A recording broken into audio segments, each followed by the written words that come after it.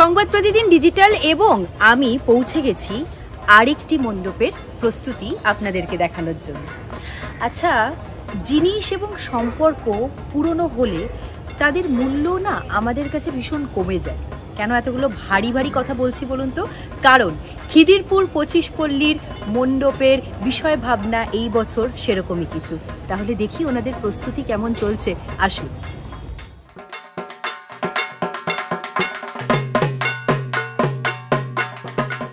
মণ্ডপের মধ্যে ঢুকে এসব কি দেখছি বলুন তো?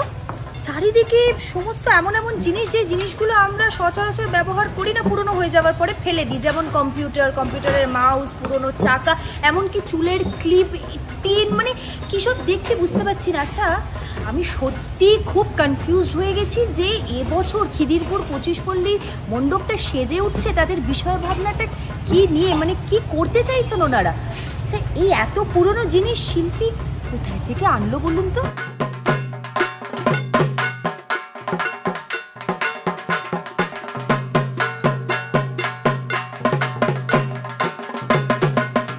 আসুন তাহলে সৃজন শিল্পী বিমল সামন্তের মুখেই আমরা জেনে নিই এবছর খিদিরপুর 25 পল্লী কিভাবে সাজাচ্ছে নিজেদের মণ্ডপ। নমস্কার দাদা। নমস্কার। ভীষণ ভারী ভারী প্রশ্ন নিয়ে এসেছি, কারণ আমি নিজে প্রচণ্ডভাবে কনফিউজড হয়ে গেছি প্যান্ডেলে মণ্ডপে ঢুকে। একটা জিনিস আমি শুনতে পেলাম, আপনি বলছিলেন যে এবছর আপনার যে বিষয় ভাবনাটা সেটা হচ্ছে যে জিনিসগুলোকে আমরা গুরুত্ব দিই না, যেগুলো পুরনো হয়ে যায়, সম্পর্ক যেটা পুরনো হয়ে যায়।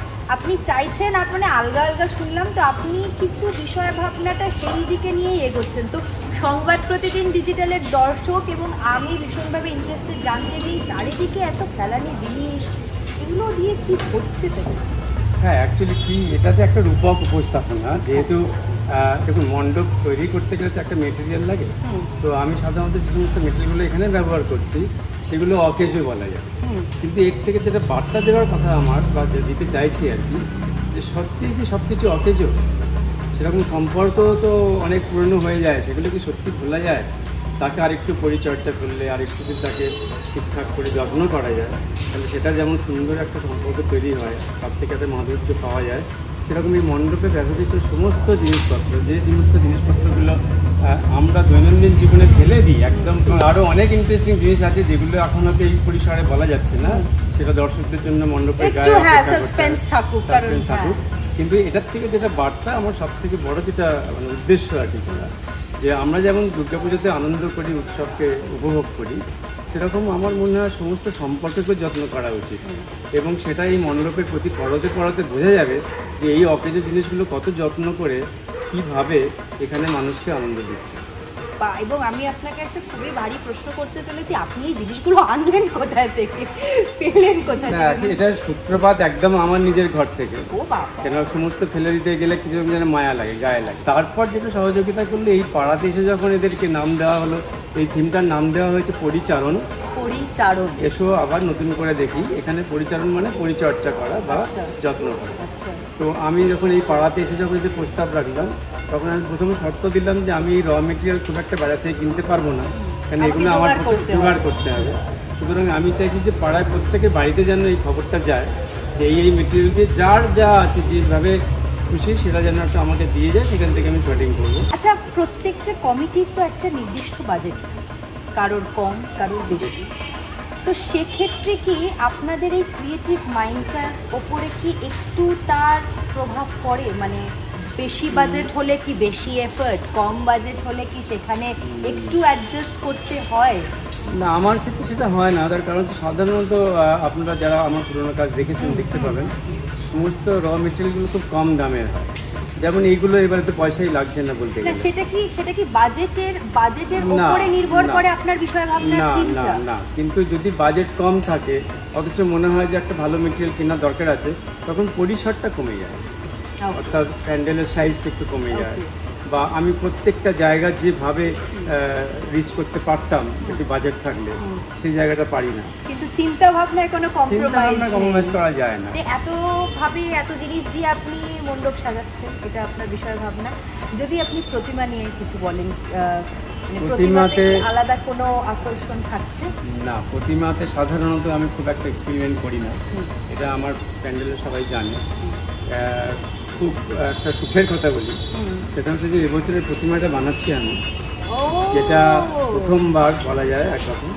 এর আগে বহুবার প্রতিমা হয়েছে আমার মণ্ডপে, আমি হয়তো ডিরেকশন দিয়েছি বা করেছি, কিন্তু এবারে একজন কারিগরকে পেয়েছি খুব সুন্দর আমার সঙ্গে সহযোগিতা করার জন্য, হিমাংশু বাবু।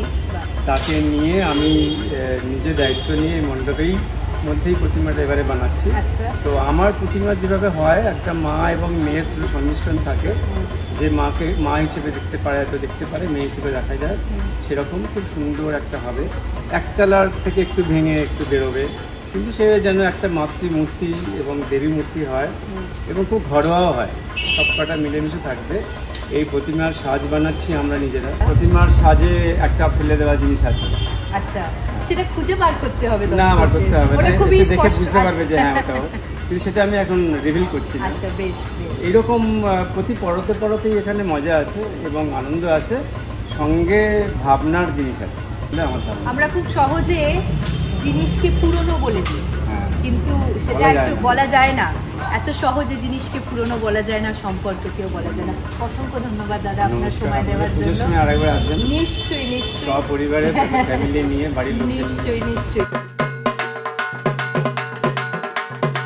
অপূর্ব কঠিন একটা প্রশ্ন করতে চলেছি আমি আমাদের কমিটির নারী শক্তি। নমস্কার নমস্কার নমস্কার। আজকে আমি এবং সংবাদ প্রতিদিন ডিজিটাল আমরা পৌঁছে গেছি আপনাদের খিদিরপুর 25 পল্লীর পুজোতে, এবং মণ্ডপে ঢুকে শিল্পীর সাথে আমরা কথা বলে নিলাম, নিজেরাও দেখে নিলাম যে কিভাবে আপনাদের এই মণ্ডপ সেজে উঠছে। মানে বিভিন্ন জিনিস, মানে আমি তো ভাবতেই পারছি না। শিল্পী বললেন যে এই জিনিসগুলো ফেলে দেওয়া হয়, এই জিনিসগুলো উনি কোথাও থেকে কেনেন। উনি বললেন আমি যখন এই পাড়ায় প্রথম মণ্ডপটা নিয়ে, বিষয় ভাবনাটা নিয়ে এলাম, আমার একটাই দাবি ছিল যে আমি সবার বাড়ি থেকে জিনিসগুলো কুড়িয়ে কুড়িয়ে আনবো। আমার প্রশ্ন, আপনারা কে কি কোন কোনায় থেকে জিনিস বার করে ওনাকে দিয়েছেন আমার বলুন, মানে কী কী দিয়েছেন আপনারা? দিয়েছি বলতে আমরা তো ওই চার্জার দিয়েছি, তারপরে ওই যে চিপস খায় ছেলেমেয়েরা সেই চিপসের র্যাপারগুলো দিয়েছি, কোল্ড ড্রিঙ্কসের বটল দিয়েছি, তারপরে লিপস্টিক, পুরনো লিপস্টিক, নেল পলিশ বা ওই আইলাইনার, আইশ্যাডো, ওই সমস্ত মানে যেগুলো পুজোর আগে ঘর পরিষ্কার করার জন্য আমরা ফেলে দিতাম, সব কিছুই এনে দাদার হাতে আমরা তুলে দিয়েছি, এবং দাদা সেগুলোকে অভিনবত্বভাবে এটা সাজিয়ে তুলেছে এই মণ্ডপ। বিশ্বাস করুন, আমার মা ইন্টারভিউটা দেখলে খুব খুশি হবে, কারণ মাও এরকম করে প্রত্যেকটা জিনিস সাজিয়ে রাখে পুরনো হয়ে গেলেও। কিন্তু একটা জিনিস বলবো যে পুরনো জিনিস এত সহজে পুরনো বলা যায় না, সত্যি যায় না। হ্যাঁ, সেটাকেই নতুন করে কি করে, পুরনোকেই কি করে নতুন করতে হয়, দাদা আমাদের সেটা শিখিয়ে। পুজো মানেই খাওয়া দাওয়া, পুজো মানেই সাজগোজ। তো খাওয়া দাওয়া ভূমিকা, মানে ভোগের ভূমিকায় কারা কারা কে কে থাকেন আপনারা? ভোগের ভূমিকায় আমাদের থাকতে হয় না, আমাদের পাড়ার ছেলেরা যারা আছে তারাই করে। আর এমনিতে পাড়ায় আড্ডা খাওয়া দাওয়া সে তো বিকেলবেলা আমাদের হয়, যদিও পাড়া থেকে দুপুরে ভোগ আর বিকেলে একটা টিফিন দেয়, কিন্তু তারও পুজো বলে পুজো থেকে আর শুধু খেলে হয়। সামনে ফুচকা, তারপরে ঝালমুড়ি, তারপরে এই যে ফাস্ট ফুডের দোকান, একটু তো খেতেই হবে পুজোর 4 দিন। জিজ্ঞেস করতেও আসলে বছরে সারা বছরই তো কেনাকাটা হয়, তাই পুজোর সময় বেশি পকেট কাটা যায় না, তো সারা বছর আমরা কিনে নিই। ইন্টারভিউটা সবাই দেখবে। আচ্ছা, আরেকটা এত সুন্দর ভাবনা, এবং সত্যি পেছনে মায়ের মূর্তি এত সুন্দর লাগছে, এবং আপনাদের সাথে মানে এই যে নারী শক্তির কথা বলছিলাম, আমরা প্রত্যেকেই কিন্তু হাসি মজা করছি ঠিকই, কিন্তু আমরা আমাদের তিলোত্তমার জন্য কিন্তু একেবারেই জাস্টিস চাইছি, এবং মায়ের কাছে আমরা সেটাই এবছর পুজোয় প্রার্থনা করব। একটা প্রশ্ন আছে, সেটা হচ্ছে গত বছর সংবাদ প্রতিদিনের তরফ থেকে আপনাদের দেওয়া হয়েছিল বেস্ট আইডল অ্যাওয়ার্ড, মানে প্রতিমা, বেস্ট প্রতিমা অ্যাওয়ার্ড। বছরও কি সেটাই আশা করছি? এবছর আমাদের 80 বছরে তো নতুনত্ব এবং পাওয়া কিছু স্পেশাল পাওয়ার ইচ্ছা তো সবারই থাকে, এবং দাদার কাছ থেকে মনে হচ্ছে এবছর আমরা পাবো। নমস্কার দিদি, অসংখ্য ধন্যবাদ, ভীষণ ভালো লাগছে, এবং আমি চাই যে এই বছর 25 পল্লীতে মানুষের ঘর একেবারে উঠছে। কথায় বলে পুরনো চাল ভাতে বাড়ে, এইটা আরও ভালো করে বুঝতে পারলাম খিদিরপুর 25 পল্লীর মণ্ডপ প্রস্তুতি দেখতে এবং দেখাতে গিয়ে। আচ্ছা, এই মণ্ডপ প্রস্তুতি তো আপনাদের দেখিয়ে ফেললাম, কিন্তু এই প্রস্তুতির পরে মণ্ডপটা কেমন দেখতে হবে বা কেমন দেখতে হয়েছে সেটা নিশ্চয়ই আপনারা দেখতে চান। আর দেখতে চাইলে কি করতে হবে বলুন তো? চোখ রাখতে হবে সংবাদ প্রতিদিন ডিজিটাল। তাহলে চলুন পরের প্যান্ডেলের প্রস্তুতির দিকে এগোনো যায়।